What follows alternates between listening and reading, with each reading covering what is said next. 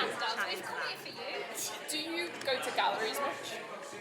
No. No. Why not? It's just time. Just time. Yeah. Did you know that Nando's is one of the biggest collectors of South African art in the world? No. So Nando's is actually a South African company, and all of the art in its restaurants, it's commissioned. Oh wow, I didn't know that. Well, no one knows, and I think it's like really good that they support the art. Yeah. And as you say, like people like yourself who might not have the time to go to galleries, But might have the time to go and get some chicken and get to see some art.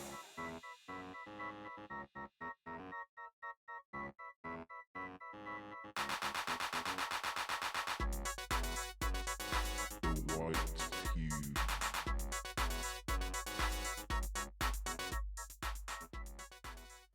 Welcome to this week's episode of the White View podcast. My name is Gabrielle Della Puente, I'm Zarina Mohammed. and welcome to this special edition where we've actually partnered with Nando's. Guys, can you believe it? We've made it.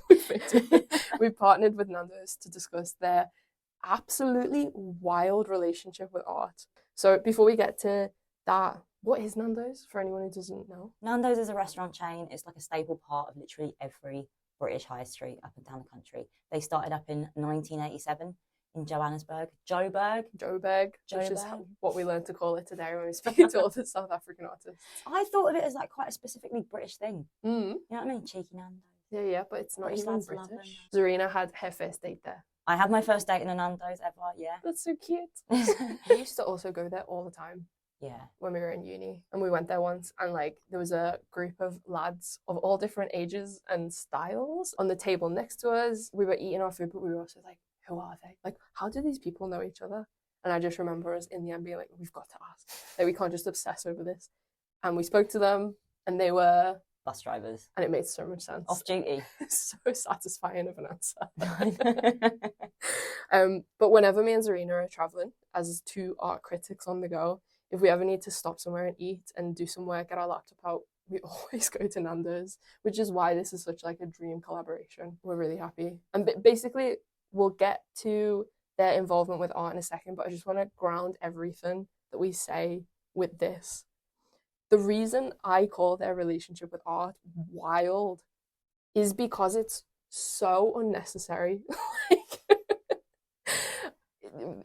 in business terms. Like, it makes no sense as a business to give so much of your money away to art and artists when, as a restaurant, you could just do what every other restaurant does, which is like print off pictures of tomatoes and peppers and carrots and get some like mass-produced stuff on the walls in frames. Loads of like grayscale photographs of someone making bread in slow-mo. Like those action shots of people throwing flour. Oh my God. Or like vague Italian countryside pictures. Yeah. Even if the food's got nothing to do with Italy. Vintage photos of Rome. You'll see them like the prints of like animals made out of sliced vegetables. That's as creative as it gets, you know what I mean? I know the type. Yeah. That's like a high carving restaurant out. art, isn't it? Mm. But like that category is kind of exploded by what Nando's does. Right, but those prints of like tomatoes and like vintage Italy, bread in slow-mo. Bread in slow. I know exactly what you mean. They're all very well and good, but they are set dressing. They're there as a vibey way to aesthetically signify that this is like an authentic Italian experience, even though you're in East London, and not In Eastern Rome, yeah. you know. That's you're trying to subliminally, you know, communicate that.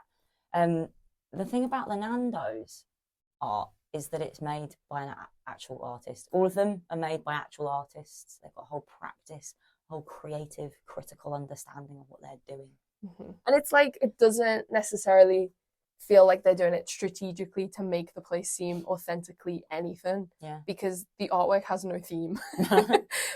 Every artwork in Nando's is completely unique because, as you say, it's just being produced by like an artist as they make their way through the practice. And it just so happens that Nando's at some point has acquired one of those works and placed it in King's Cross, wherever. So it's a rewarding place to have lunch if you're us. Especially if you're an art critic. It's like the best place to go. And as we learned today when we spoke to Spear Arts Trust, who administrate this like Nandoian love of art, like a lot of the artists they work with wouldn't be able to produce art without that specific patronage. Hello, who are you? What do you do and where do you do it? Right, I'm Tamlin Blake. I'm the Chief Curator for Spear Arts Trust. We work out of Cape Town in South Africa. We run a not-for-profit that supports contemporary Southern African art. And so long as people are residents in South Africa, we try and support the art-making practice. So Nando's is one of our main patrons. And can I say we use them as an exhibition space? Yeah. So they've been fantastic for about 20 years in buying original contemporary South African art and putting it on their walls in their restaurants and exhibiting it to the public. So sort of very much using their restaurants as open gallery spaces. We love it. It gives the artists exposure constantly in parts of the world that they, especially at a younger age, just wouldn't have access to. Hi, it's Gab just quickly jumping in from the editing suite because I feel like this is an important footnote. When Tamlin uses the word exposure, I feel suspicious and stressed and defensive and like ready to fight someone. But that's only because in England we have been so traumatized that when we hear the word exposure, we know that it's like some person in a position of power who is saying, oh, there's no payment, but we will give you lots of great exposure, as if exposure could like make your tummy feel full or house you or shelter you from the rain. And like that's not what Tamlin is talking about, because all the artists that she works with are paid. When she mentions exposure, she is just literally talking about what it means for an artist to be introduced to new networks of people and to grow their audience and to be thrown into the context of all these different countries. It's so pure, I'm not used to it. Regularly, we get inquiries from people all over the world, sort of who's this artist, what do they do, can we find out more about them? So we try not to act as agents, and we definitely don't talk about Nando's artists or owning the artists at all. We see ourselves as people who support the arts where we can, but very much encourage the artists to run their own careers. And try and give them the support with that rather than a sense of ownership. If you've been to a Nando's before, which I'm like just completely assuming every single one of our audience has been, because like, I don't know, you like us, we get on. You might have seen massive oil on canvas pieces that are like 2 meters wide. You might also have seen that panoramic mosaic that's in the York Way Nando's, made by Clive Vandenberg. You might also have seen blocks, like small wooden blocks that are ordered very neatly along the wall, and they depict like, any number of things, or they don't depict anything because they're abstract or whatever it is.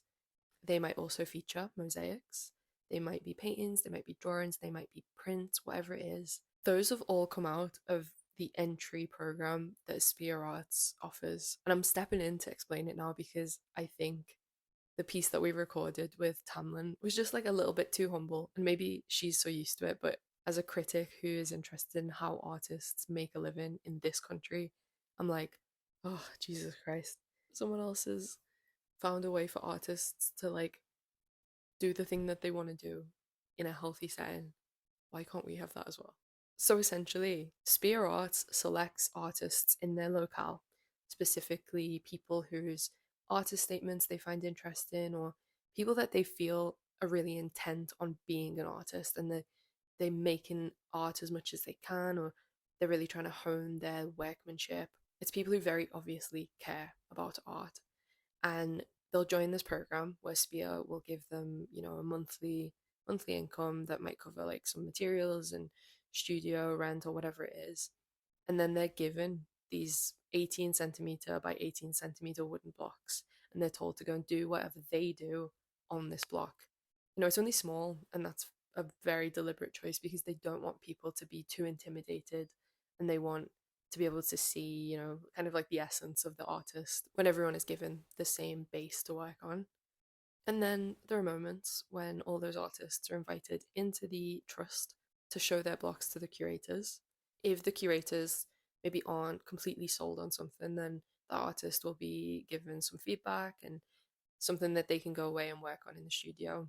And if the curator is like, yeah, this one works, we want it, then they'll just buy it on the spot and they'll give that artist like an extra bonus fee on top of the money that they've already been getting to cover their time and effort and conceptual labor in producing the piece. Those blocks are what you end up seeing in Nando's all over the world. We use that as the sort of entrance point into the ecosystem of programs that we run. The Creative Block itself is designed as a feedback program because we realized years ago that, artists very seldom get honest feedback. You go to your parents and they say it's lovely. You go to your friends and they're just either supportive or really critical, but not necessarily helpful. So, we try and provide a space where we can give artistic critical feedback. And I look at things like the use of materials. I really get pedantic about professional finish, making sure that the artworks are clean and neat and presentable. Because I think there's this, especially in young artists, they get very playful and experimental and forget that it actually would be nice if it lasted a year or two. So you want to go, that's great, that's lovely, but is there another way of either using a better quality material or finishing it off so that people don't see the terrible workmanship but actually see the gorgeous concept, idea, and art making practice? Once that's developed, then we look at introducing them to other programs like the Nando's Creative Exchange. We've got the Union Fair, where we buy directly from artists. Nando's Creative Exchange is quite exciting because they're encouraged to push an exhibition together. Nando's Artist Society is similar in the sense that we give them canvases. They're not large, they're normally about 60 by 60 or 80 by 80 centimeters. And then we'll have the same sort of thing. We'll have 2 or 3 feedback sessions on one canvas, on one artwork. Again, just sort of looking at technical challenges maybe they're trying a new medium, or, looking into a different concept in their work. So, And why that order? Why give someone like the exact dimensions and the material for them to work on rather than just let them do anything? mainly because we can source the materials relatively cheaply and the artist doesn't have to pay for it. So for them, it's less of an output. Also, we then set a limited price to what we will pay the artist. So it doesn't matter whether the artist has been working for 20 years or 2 years. The program is run the same way for all artists. That goes for the Creative Block as well. So, we've got very established artists actually who've been working with us for 20 years, still coming back to Creative Block because they enjoy the interaction and the challenge. They get paid the same amount as someone who's just joined. So for us, there's a sort of equalizing factor there. Can I just ask, in terms of that development, if that's one thing that Sphere can offer an artist, where else might they get that in the area? Like, we're not familiar, so it's just good. Yeah. Look, we've got some very strong universities in Cape Town, Stellenbosch, Johannesburg, Pretoria. And we get some artists coming through those systems. Obviously, not everyone can afford university. It's very expensive in South Africa. We have a lot of self-taught artists. So, and for me, what's really important is to not sideline people because they haven't had the opportunities to study. Tricky, because you're going on more of a sort of idea of raw talent. People who've been able to figure out how to think for themselves without too much direction can be difficult. You're wanting to get them to a place where they're strong enough as working artists to develop a professional career. Why this is related to us, and right now, Yeah. why this is opportune is we're recording this on Thursday the 12th of October 2023. It is Art Fair Week in the UK. Here. In London specifically, we've just been at Frieze and we are currently sitting in Somerset House because it's 154, an International African Art Fair. What's an art fair? Oh my God, I'm so glad you asked. It's almost like we scripted this. An art fair is different to an exhibition. Each commercial gallery that's agreed to participate in the art fair signs up and gets their own little space, and they represent artists, and they fill the booth with the artist's work in the hope of selling it. So whereas with an exhibition, it's more about display for a more general public, an art fair has kind of a general public element to it too, but maybe a more specific aim of trying to sell the work to collectors. And we're recording at 154 Art Fair today because Spear Arts Trust and Nando's have brought over some artists to try and give them that art fair treatment, as they have done many times before. So for the 2023 edition, they've brought Vivian Kola, Colleen Stradham, and Unkasanati Kue. And I say give them the art fair treatment, but that's kind of almost not what's happening.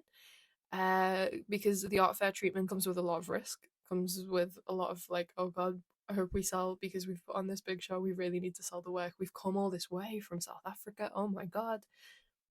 But then I read something. I was like, what? I really need to confirm this with Tamlin before I put this in the podcast. So here we go. It was also reported on the art newspaper that if the works that Spear and Nando's bring over to 154 don't sell to other buyers, that they'll go into your collection, you'll buy them anyway. That's incredible. Yeah. That must be such a relief for the artists. For all of us. For all of you as well. So like it's a testament Yeah. to like the Yeah. level of support that they, Yeah. I don't know, can expect at this level, Yeah. like through the creative ecosystem that you're working with. Yeah. It's kind of a really interesting system to create for artists, because a lot of artists exist without any system at all. Yes, exactly. It's that precarity, doesn't it, that Yeah. just kind of becomes the backdrop of so much artists. No, we're incredibly lucky to be supported by Nando's. They're a solid support. They're constantly there for programs like this, and they're supportive beyond just sort of providing the sponsorship. They've got a fantastic team of photographers, and they get involved with the media. They really try and do promotion. So it goes quite sort of deeply into the structured support. Do you have like a slightly terrible question? So like, since 2002, around 14,000 artworks have been bought for the Nando's UK collection from more than 625 Southern African artists. Do you have a favourite? And like, have you ever wanted to buy one just for yourself rather than for like the collection? I can honestly say I don't. The reason interesting. being that people ask me all the time, so I kind of get cornered. I think living in the art world, I think you constantly have your temporary favorite. Sort of like, oh my goodness, this is stunning. Got to get involved and whatnot. But I think I fall in love, I suppose, with different artworks for completely different reasons, and a lot of it has to do with understanding the artists themselves and knowing the challenges and changes and growth that they've been through. So, it's not as easy to say, yes, I love their art. For me, it's far more deep than that. It's understanding their practice and how they've developed as artists. What I would do is just absolutely support the people we have here today at 154, because we've been on a journey with them. They've all been creative block artists, and these artists, Kosanati, Vivian, and Colleen, are just some of my current top favorites. Temporary favorites. Yes. Makes sense. You must see so much art coming through. Like, of course, it renews, and like you've got new opinions, and a new favourite comes along. I know the feeling. It might be like an obvious answer, but because it's something that artists here face as well, but why is international exposure important for an artist? Your prices go up. And you just get a bigger audience. South Africa is a limited market. There's a limited art-educated audience. We don't have compulsory art education in schools, so people come out of school not knowing anything about art. So building up that market can be really, really tricky, and it's important, I think, for artists to, if they want to get any further in their careers, to build up either a European or American base for their work. The most recognizable way that artists make money is to sell art, and that's very difficult. Like, it's not a given. It's hard to find people who are interested. It's hard to find people who have the money. It's hard to find people who are in the business of buying art and selling it to other people to make a profit, or people who have like massive collections that they want to add to, or people who buy on behalf of other galleries and museums. Like, it's hard to get in front of those specific people. So an art fair is an opportunity to be supported by a gallery or a trust like Spear, who can put artists in the right place at the right time to hopefully make sales. My name is Nkosinati Kuwe. I'm a visual artist, a painter from South Africa. Where are you based in South Africa? Sorry. Was born in the Eastern Cape, which is more rural. And then I moved to Joburg to study, and then I ended up staying in Joburg, and I practice in Joburg. So my work is about overcoming difficult situations mostly, but then when you overcome, find a way to get back to yourself, even if you lose yourself, but plotting a way back to yourself. So the work is really about that, the back and forth of life, you know, like the waves, because I do a lot of scenes where there's the sea and baptism. Do you feel like making art helps you do that for yourself? Definitely, it's quite meditative. So it's when I create, I get more into myself. Sometimes I resolve my own issues without really thinking about them. Just the work, sort of like it untangles certain things inside me. I feel that as a writer. Once you start working, certain things just you resolve issues. Certain things just go away and disappear, and then you find solutions at the same time. Can you describe what your work looks like visually? Okay. Maybe. So I create like baptism scenes, group, either one individual or a group of people by the sea, performing rituals. And some of them are about to plunge into the water and get baptized. So I sort of like pull the viewer into those kind of situations, sometimes unknowingly. I work mostly in oils, sometimes in acrylics as well. Yeah. How difficult or easy is it to be an artist where you're from? It's quite challenging. Yeah. It's not easy. It's very difficult. Firstly, from the point of view of trying to sustain your life financially, it's quite a challenge because you don't get to sell an artwork every day, and it's not like a 9 to 5. You don't get paid every month, so it's quite a challenging aspect in that way. But at the same time, it's so fulfilling having to be able to control your time. And how you want to influence the world. I think it's such a powerful thing to be able to do that as an individual without having to ask permission from someone to be, or to be yourself, basically. So that's the reward, and I think the biggest reward though is when people can give you feedback of how the work makes them feel. I think that's the biggest reward. Having to be able to influence or touch people in that way, I think it's really amazing. Yeah. So much amazing that you forget about the financial strains. Really, really. You really do. Yeah, no, you forget. And the reward is being in spaces like this. Like, this is such a reward for me, being here. Conversations like this. Exactly, connecting with different people. So yeah, that's the I guess the payment. Did you study art? Yeah. Yes, I did. How was that? Um, Where did you study? Yeah. I studied at the University of Johannesburg. That was quite an amazing experience as well, and challenging at the same time. Mostly because when it came to the history of art, I figured that, I realized that there's a huge gap between what we taught, because we were mostly taught European art, but they never really touched on the African art. Or, African art was mostly seen as primitive, which is, I think it's an injustice because it sort of like silences African artists if the approach is like that. It doesn't give them a platform. We learned more about European art more than, like African art, if I should call it like that, if even such a thing exists. But we were not, it was as if we're not allowed to explore ourselves further, but more allowed to learn about other people and, you know what I mean. Did the students challenge that? Not really. I think when you're in an institution, challenging such things is so difficult because you get failed.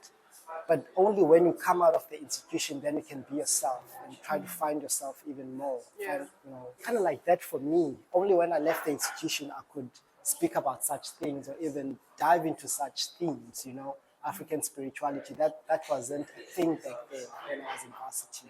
Are there any artistic references that you're looking to now out of the institution where you have a bit more freedom to kind of pull things in? Let me start with what inspired me, because I was inspired by Dumi Lefeni's work. How he just paints and draws African features, and how he used to exaggerate, the expression of African people.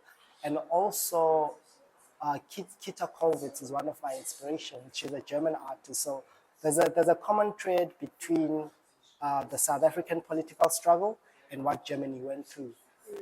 I found that there's parallels. That's why I was so inspired by Kita Kollwitz's work, because she speaks mostly about loss in her work. She deals with a lot of loss, and I've dealt with loss in my personal capacity. Also, South Africa politically has dealt with a lot of loss. What's your experience been of like Nando's relationship with Spear? Oh, so Nando's and Spears have been very instrumental in supporting what I do in terms of giving me the platforms, like the different platforms, like this platform. Also, because of the exchange programs that we do, there's a project that we did in the Eastern Cape in South Africa with a rural community. So they sort of like create those opportunities for us as artists, especially artists that are not represented by galleries, like independent artists like myself. So they bridge that gap. Okay, I am stood in front of 18 paintings. This is the work of Colleen Straden. The paintings are blue and white, a little bit bigger than A4, but they're all portrait. They are hung in like a grid, and these blue and white paintings are mostly white, blue on white. They feature lots of interiors, lots of windows, looking out of a window from inside, figures airbrushed on so they're kind of soft and hazy, but also brush strokes that cut off are interrupted, scratchy detail drawings. There are bodies doing yoga on carpeted floors from odd angles. There are trees branching out from a window that a person is revealing with like a hand on a curtain. There are, loads of people doing yoga actually. People bending through the windows like they're dancing. There's a cat stood in front of multiple portraits. There is one that I really like, which is a hand, a disembodied hand, holding like pleated fabric and revealing a leg in a Nike trainer, like a flat Nike trainer. They look like blazers. If you know what a Nike blazer looks like, then there are lots of columns, lots of bodies, kind of reminiscent of William Blake's illustrations. There are soft gradients, harsh lines. It's meticulous, diagrammatic, but also loose and gestural in places. A real balance to be found between those two different ways of working, but yeah.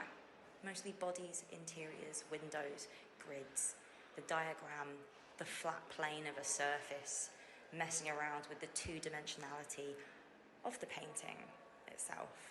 It's like a mythological version of my flat. Okay. Right? So I thought, let me make work about things that I know about.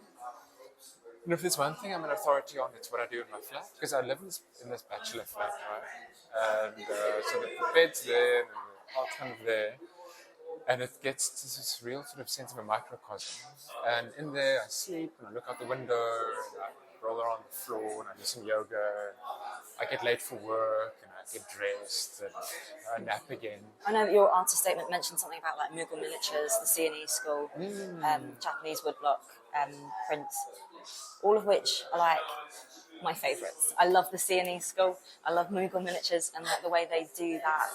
Like, they fuck with flatness and like the surface, and it was really exciting to hear you talk about that in your art. Amazing. Can you just talk through the way you interact with or like fuck around with the surface of?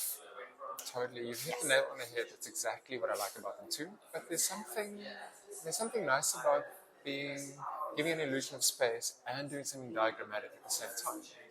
You know, when I saw those miniatures, I thought this is so clever. I never realized properly exactly how emancipating kind of this thing is. And I really like the way that they deal with ornament as well. And with the 19th century, the Japanese stuff, the woodcuts. And I was looking a lot at the interiors where they have spaces within spaces and how it unfolds in this really sensual way.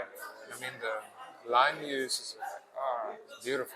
And the CNE school, like, wow. I don't know, there's like this awkwardness that's really cool and so alive. It's almost the embracing of mythology that I like. When Colleen mentioned mythology, I asked him at this point if his work had anything to do with the desire to self mythologize, because it's something that I think a lot about in terms of like the writing I produce, but also in how we all use the internet, main character syndrome, celebrities, religion, politicians, power. And Colleen gave like the most fascinating answer, but the room was particularly loud at the art fair when he spoke. Like loads of people just kind of bustled in. So I'm just going to read out word for word what he said so that you don't miss anything. And then the room got quiet again, so I'll hand the mic back to him in due course. But this is what he said. Maybe a bit, you know. So I got to thinking about two things. One was about representation. Who can I represent? Who do I have the right to represent? I was so aware of my whiteness, and I thought, look, the only person I feel I can really speak about in a free way is myself and my own experience. But I was very scared of becoming solipsistic or self indulgent. How do I do this in a way that's interesting for someone else? So, all right, that's the problem. But that's one thing. What do I love? What do I like in the world? And I remembered as a kid, I used to love these stories with myths. And my mum would always take me to the library, and I would always take out these mythy things. I thought, geez, I remember really liking that. And then I had a bit of a brain flash. Ancient Greece is such a cool shorthand for Western Europe. It goes straight right. Ancient Greece, and if we're talking Western Europe, that's whiteness right there. Aha. Maybe that's a good way that I can have a lot of fun, talk about my own experience, but in a way that's hopefully interesting. So that's how I kind of managed for myself to join all the dots. Because I thought, well, I love the myths and I love the themes that it brings up, but I think it's really important to make whiteness strange, to make it apparent, to denormalize it. It's important, but I don't want to be didactic. It'd be nice if it's a strategy and not in a sense, and it's such a bad term, but maybe not baked into the work, so that I can make something that is perhaps about sadness, but enmeshed within it is a language, and that language has certain connotations and performs certain functions. Yeah. Oh, thank you. The way you deal with whiteness in the work is something I actually really wanted to ask about. Like, Cool. I think this was one of the first questions that came to mind beyond the CNA school, because it's not really something that you find white artists in the UK having to or wanting to contend with. And I wanted to ask about that as like perhaps a cultural difference between the UK and South Africa. And if you could tell us like the vaguest question possible, but like could you tell us a bit about that cultural difference and like the way that contending with that whiteness feels important, maybe in your context? Okay, cool. I suppose my preface would have to be like I don't think I can speak for other people, so this would just be my own kind of experience, just as a disclaimer, you know. But for me, I feel in Cape Town or just in South Africa, like I'm so aware of my whiteness all the time because it's such an unequal society, and I feel I'm so implicated in everybody's lives. So if I see somebody who is not doing as well as me, I'm very aware of the fact that it's really, I'm only doing as well as I am because of an accident of birth. And the chances are that my happiness has something to do with their unhappiness. Yeah. Right? Like my privilege came at cost to that person. So I think for me there's a real sense of like an ethical pondering in a sense, and I think because as a society, you're constantly seeing that effect, like even in the most fancy spots in Cape Town, and you come out of some fancy place and you see like, oh gosh, here's a whole bunch of people who have no place to live and they're trying to just survive, right in the shadow of like, this tremendous amount of wealth. So I think it's right there. Whereas I think perhaps in the UK, like the effects of colonialism aren't that apparent. The effects of colonialism stay in the colonies, but the money makes its way up. So I think that's perhaps the thing. Yeah. Yeah, Yeah. I agree. I really agree. We only see like the profits of it all. Yeah. I mean, I don't know. I'm kind of like me being here is like I'm a visible example of the colonized subject, but even then it's like so divorced. It's the colonial motherland, Yeah. So it's interesting. It's a cultural difference I'm really fascinated by, and I wish that white artists in the UK would tackle or kind of see the value in contending with that whiteness, because I think looking at whiteness itself is so rich and interesting. In the same way, it's like it's a cultural product or a cultural identity category in the same way. Absolutely. I mean, it's so constructed. Yeah. And it's so fragile as well. It's incredible how defensive people become really quickly when you start to poke a bit at it, which is always a good sign. Yeah. It reveals the fragility of it. Definitely. So much goes into normalizing it, Yeah. But it gives it a slick surface that's too slippery to pierce from. Yeah. Definitely. Interesting. It's really interesting. This might be a bit of a gear change. But what is your experience been like with Nando's involvement in spirit art? So positive. They're totally amazing. So for me, trying to make work and then make a living and pay my bills and stuff, it's quite tough. So with the kind of programs that Spear do, like I've participated in a whole bunch of them, and just on a very straightforward way of helping me get through the months. It's really helped a lot. And also it helped me kind of grow as an artist. I get feedback from Tamlin and we'd be able to like discuss stuff. And then this thing, being able to be like, in London, it's fair, totally overwhelmed. Like, I cannot believe my luck. This is incredible. so yeah, like Nando Spirit Art Trust, like, bless them. So good to hear. Yeah. From what we've read, it all sounds good, but I'm like, okay, there's got to be a catch somewhere. Yeah. Maybe this is a testament to like the way the art's run in the UK, but I'm like, it's too good to be true. It's too good to be true, because everything in the UK for artists is too good to be true. Yeah. And then, last but not least, we spoke to Vivian Kohler, who was also there with Spear Arts Trust as sponsored by Nando's. The presentation that Vivian did was almost a bit of like an altarpiece or an installation. There was a central image that was definitely biblical in nature. It had like a figure coming down from the sky and the clouds parting either side of it, and then two bodies also flying up alongside this kind of like God or Jesus figure, with more bodies on the floor, everybody covered in robes, and the curve of the robe was sort of sectioned off so that there was like this really nice flow through the image as determined by colour, because actually it was an image made with beads, very, very tightly sewn, minuscule beads that made the whole thing feel much more precious and also maybe domestic, because actually, whilst it looked like an altarpiece, either sides of this god figure were loads of plates hung on the wall. And on closer inspection, they weren't plates at all. They were made to look like plates. So they were circular canvases or cardboard that Vivian had painted onto with, loads of different scenes. Some of them were references to artwork. Some of them were photos of some kids playing football. I think there was a constable in there. And then some were more abstract. Some were just discs of metal or cardboard.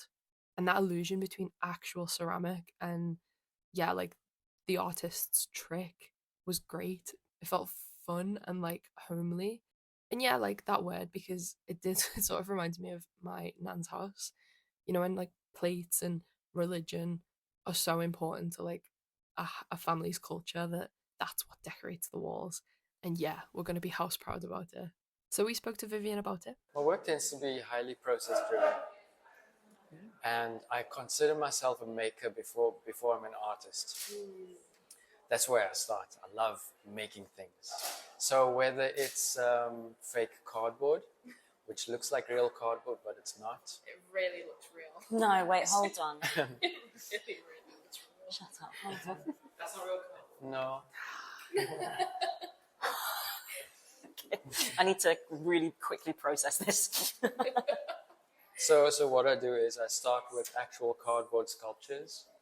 I add all the details like the creases and all of that to the real cardboard, and then make a silicone mold, and then I cast it in resin and fiberglass, and then I hand paint them. Not real cardboard. This was not in your artist statement. This is like a magic trick. This is amazing. It is. Oh my God. Artist by day, magician by night. There we go. Yeah. I really believe that. You just blown my mind. Yeah, what are the other types of processes that you go through? It usually starts with constructions, assemblages, scavenger hunts. Nice. Where do you go scavenger? So the thing is this, growing up I always wanted to be a treasure hunter. Oh my God, same. Right? It's the best. I mean, growing up watching TV, I have to be a treasure hunter. And I thought it was completely impossible. Yeah, exactly. So whenever I find scrapyard, scrap heaps, whatever, on the side of the road, I might not know how I'm going to use it, but I know I'm going to use it. I remember the one time I was driving through Cape Town, and this dump truck drove past me, and there was this piece of reflective scrap metal on the back of the truck, and I chased the dude down, man. The next robot, I stopped and jumped out like, yo, can I please have that piece? And he thought it was crazy. I explained to him, look, I'm not crazy, I'm an artist. And yeah, it ended up on an artwork, and yeah. I know, yeah, I'm not crazy, I'm an artist. Yeah, right? We should make that into a t-shirt, man. I know what I'm doing. Yeah. Your artist statement was really interesting because it spoke about quite a grand scale of like the sweep of history and like South Africa's colonial past and like the future and like the way that all these enormous like socio-political level things interact. Yeah. And then the scale of the work is very intimate and confronting on like a very personal scale. Like they address me directly in the head. Like, how do you wrestle those enormous things down to such a personal, tender scale? It's about the delivery of wisdom. How do you deliver wisdom? If I was the most wise person on the planet, but I didn't speak your language, what was the point, right? Yeah. So I try to use a cultural visual language that we can all internationally have access to. Yeah. We all understand plates. We've all lived with plates. Our grandmothers had plates that they didn't allow us to use, but they passed it down to us, right? Yeah. We all understand cardboard, that it's a liminal substance. It's a beautiful substance. We live with it every day. But we all understand what it is, what it can do, how it can be used, how it can be abused. So in those terms, to answer your question, it's that access point. It doesn't matter what your educational background is. I believe everyone needs to understand that and gain access to the arts, because there's a vital message, like you were saying. It's a grand message. But how do you voice that message in a way that everyone can understand? Zarina refers to something in the artist statement, and if you were in the Spear Arts Trust, there were a few handouts that you could pick up, including one for each of the artists that opened up, showed you some prints, other works that weren't included in the exhibition. And I want to read something out from it, but before I do, I just want to say that this is the only place that I could see like a Nando's logo. Like they were so low key about the patronage. There's a paragraph that says, Cola most often evokes familiar scenes, everyday objects, or motifs from classical or traditional Western painting to ensure that his art is accessible to as many people as possible. He attributes this objective to his parents' initial rejection/reluctance of his art in the early days of his career, when they refused to attend Cola's first big solo exhibition at the AVA in Cape Town, as they believed, quote, art/the gallery space was only for white people. This had him decide that he was going to use a visual language that everyone can understand and gain access to, no matter their educational background. And I just mentioned that bit because, that's part of like the socio-political stuff that Zarina is referring to. And I think all artists are hindered or motivated, or they want to heal what it is that their parents say and do. And it's so nice to be able to bring family members into art when maybe it's something they never thought they'd come close to. Okay, back to the interview. Part of the concept of my work is the dichotomy of realism versus perception. I was asking myself, how do I portray these images, right? In culture around the world, this is how plates are displayed. It's a beautiful juxtaposition between the value of the plates, the politics of the plates, but then the narrative of the everyday. I don't know, it's fucking with the idea of an artwork as an asset, like painting especially, Yep. as an asset class, like Yep. something of inherent value as a commodity. And then those commemorative plates have a completely different kind of value. Right? But it's a more human one. Right? Yeah. Yeah, it's really interesting. It's your grandmother's plates that gets passed down to your mother. Princess Diana. Yeah. Exactly. It's the only one I can think of. Yeah, exactly, man. And we all understand that. And so with these works in particular, I found it interesting that colonization, the process thereof, works in different ways. It's not only taking, but it's also planting a flag. Emblematic flags. One of them were the plates, right? In South Africa. So it got passed down generation to generation. And it wasn't just white people, it was across the spectrum of South Africa, right?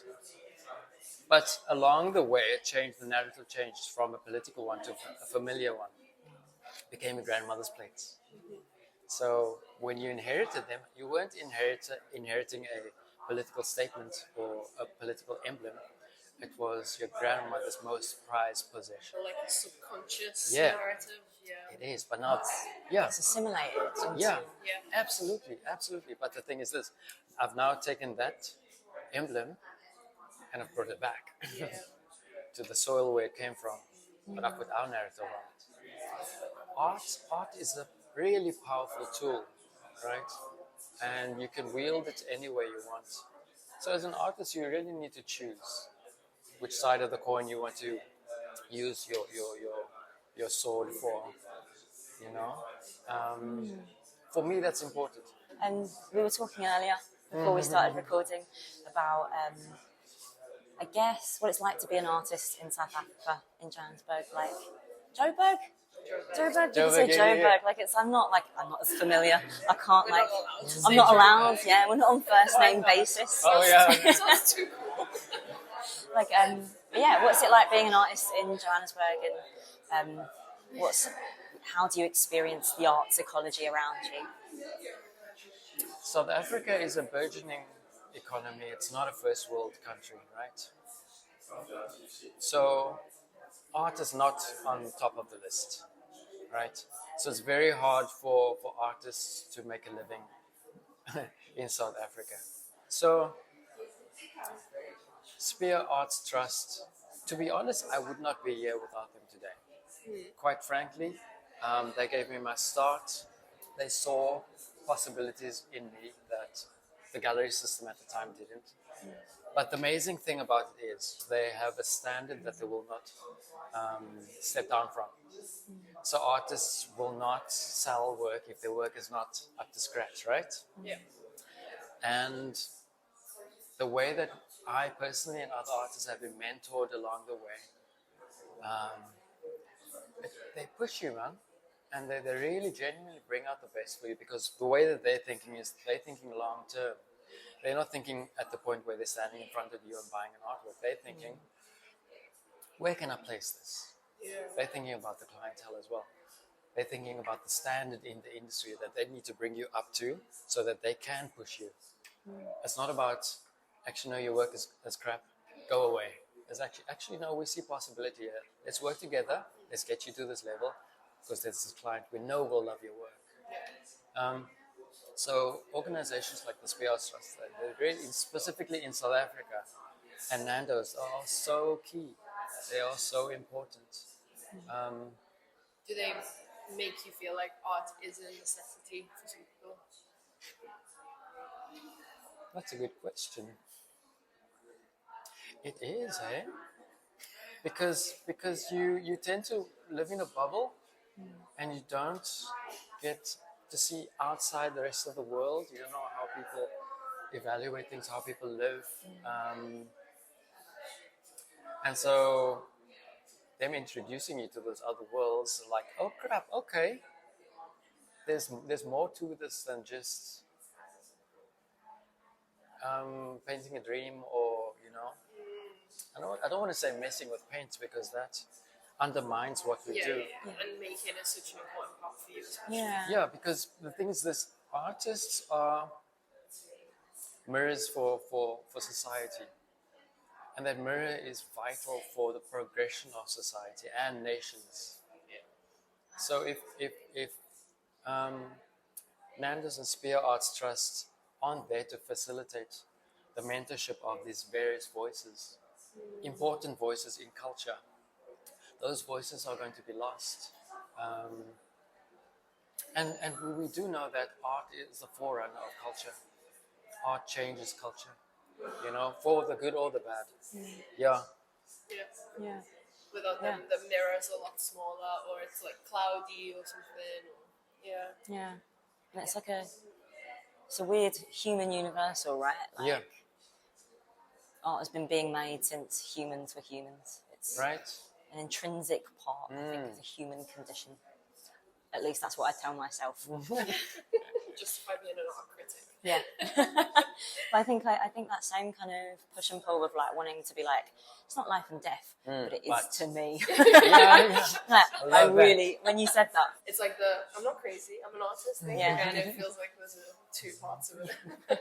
Well, I've loved our Nando's day out. We've eaten Nando's 2 days in a row. You said something, the Nandian way of The doing Nandoian. Nandoian way. He sounds like the Mandalorian. The Nandoian art day out we've had. So we've eaten Nando's 2 days in a row.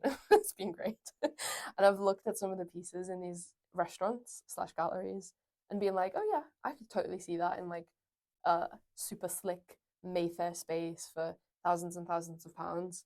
And actually, like, I'm really glad that Nando's has bought it with the intention of just letting restaurant goers look at it while they eat. Like, it's so complimentary to the experience.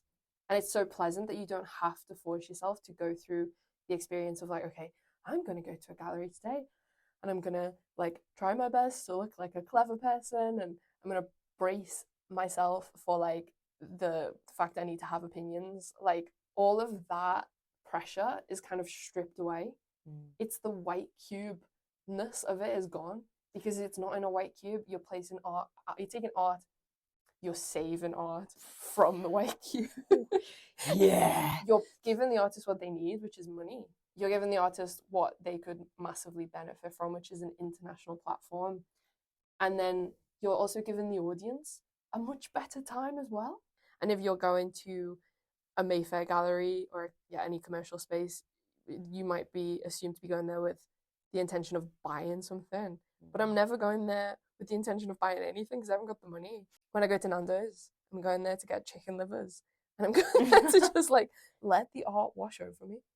And that's so nice. That's so nice. Art can exist in more casual places in a way that like doesn't have to compromise on the quality of the circumstantial bit, but also the quality of the art. There's Shamiana, Rashid Arain's restaurant, where the table is like his sculptural cube unit pieces. Like art on the underground. Art on the underground. I love art on the underground. So, if you're in London, the quickest way to get around is on the tube. Art on the Underground inserts art into like the empty spaces that like would normally be taken up by a billboard. But it's that does that thing of letting you experience art in a sort of coincidental, I'm on the move, I'm doing something else, peripheral setting, which feels like, the pressure's off. It feels much easier to accept and to receive. I think because, right, this is a brand new thought. I think what it is that so much of the way we view and understand art is that it happens contextless in that sanitized white cube space, perfectly blank. It's just the art. But the most exciting and unstable kind of work happens when art includes other things. Some of our favorite artists are artists that came to art later on in life and like had whole other lives and careers and passions and trajectories outside of art, and like pull that into their art. Like it's just the thing on its own. Sometimes it's not enough. Like you need to put other things on the table to kind of create something dramatic and exciting and unstable. And actually, maybe it's not helpful for us to say every Nando's is a gallery, because we shouldn't be putting the pressure on. Yeah. Maybe every every gallery Nando's should be a Nando's. Every Nando's should just be a restaurant that happens to have really considered art on the walls. And that should be a normal, casual thing. Yeah. As we open this podcast with, maybe that's a nice way to end it. Like the person we spoke to who was at the table with the girls on a lunch break, she told us that she doesn't go to galleries because she doesn't have time. And actually, I think we could insert art into all of that spare time. People might be better off for it.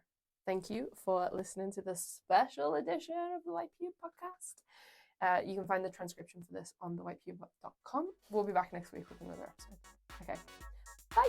Bye.